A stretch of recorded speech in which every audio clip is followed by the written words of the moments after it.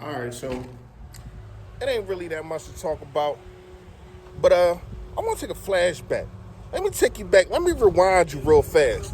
5 years ago, I get to it. Say EAGLES.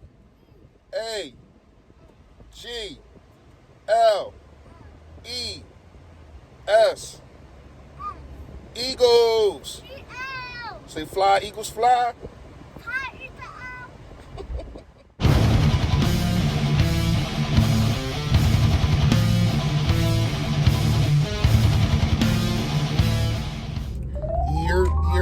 Yo, that. You know who it is. You know what it is, man. It's your boy Philly Fresh, a.k.a. The General. Also, a.k.a. the third of the Battle Bird podcast. It's been a little bit delay on that, man. Me and our guys, we trying to get on that for you, man. Sorry we ain't go live this past Saturday. You know, holiday, we understood there. A lot of people was doing stuff with their family. So, you know, everybody deserves a break. Even me, man, you know. But in all seriousness, thank everybody that has done it. If you have not done it, please make sure you hit that sub button. I'm 48 away, and it just seemed like it's so drawing out. You know what I mean? Oh man! But like I said, I appreciate all the 952 people that have done it. But if you haven't, please make sure you hit that sub button, man.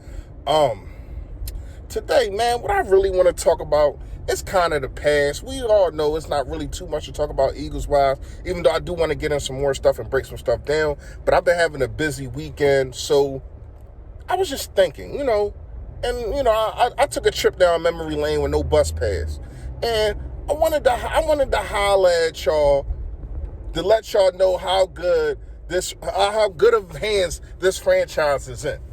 Because we all know, should I say, when we had Dr. Evil, Voldemort, the man who will not be named. Y'all know I got all type of names for this dude.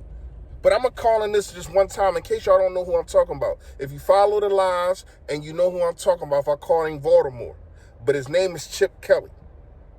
And we understand the position that he put Mr. Howie Roseman, that dug himself out of the ashes to get us a Super Bowl. This is why you need to appreciate Mr. Howie Roseman a little bit more than you do if you don't.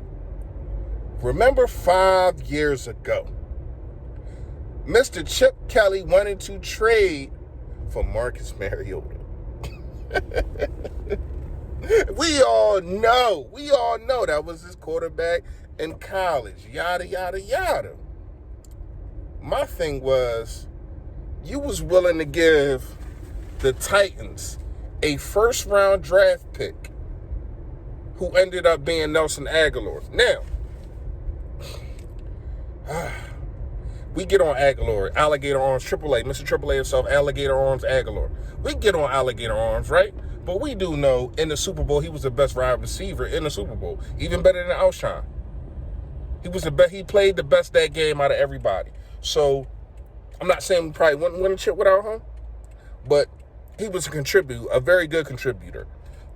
Second round, I can't remember who we got in the second round that year. Correct me if I'm wrong. I think it was, I can't even remember. I'm going to put it up there, though. I'm going to put it up there for y'all.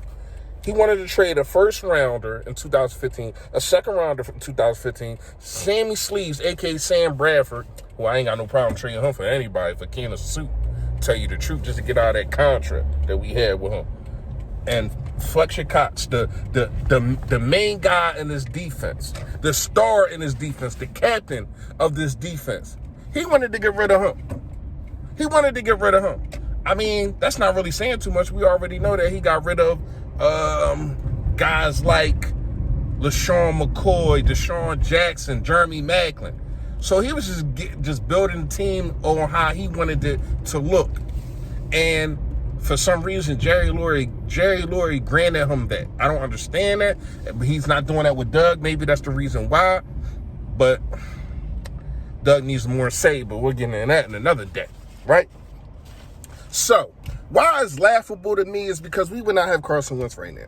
No matter how you want to pan it, no matter how you want to look at it, we would not have Carson Wentz, because when you take I think he went second. Jameis Winston went first. I think he went second. Now, when you take a number 2 quarterback that fast, you're not going to get a quarterback the next year that we got in Carson Wentz.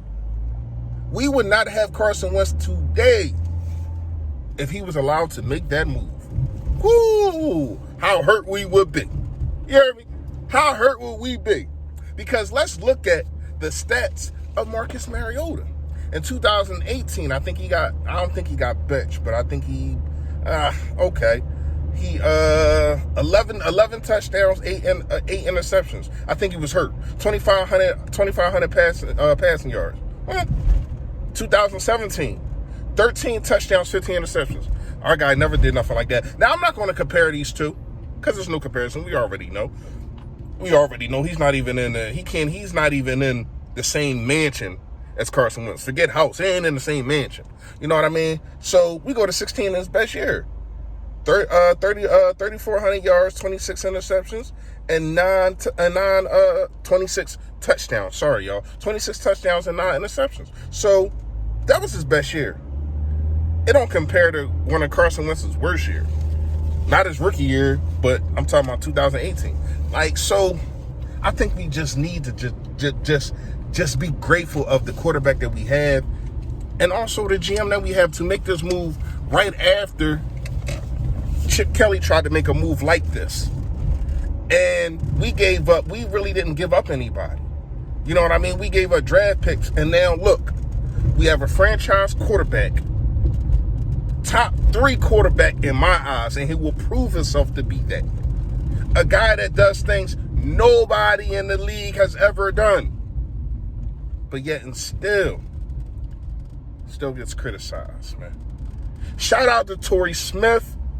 He tweeted, I read it, and I agree with him. He said in 2017, I seen this kid do things that you would you rarely see from a quarterback at the quarterback position.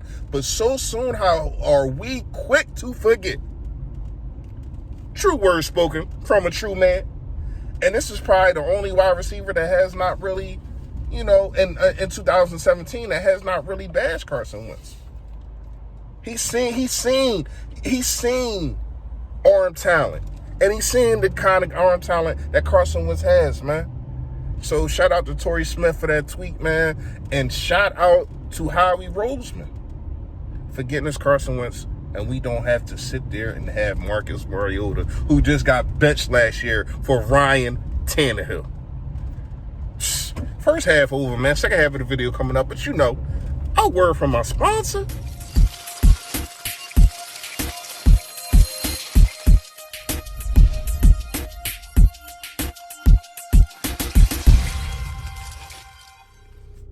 Yep. You see it. 108 East Baltimore Pike.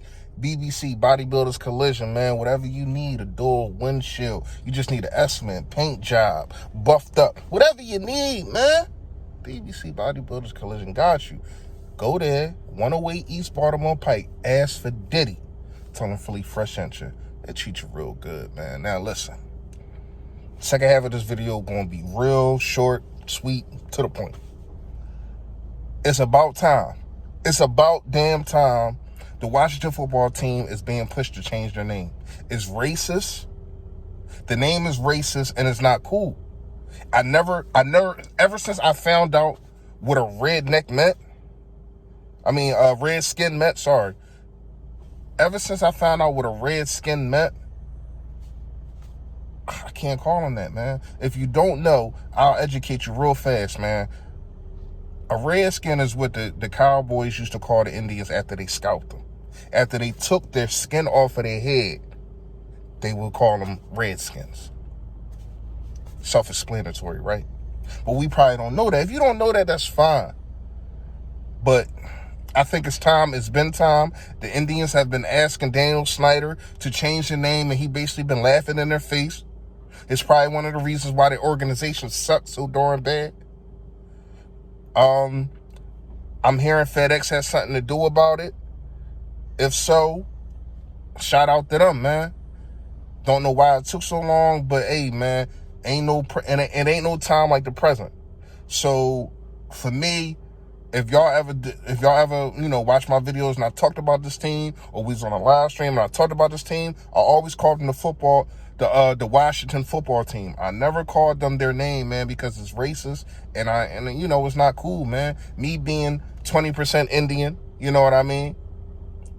I mean, I don't know my heritage from there, but I do know for a fact that that is racist. And once I found that out, I can't call them that no more, man.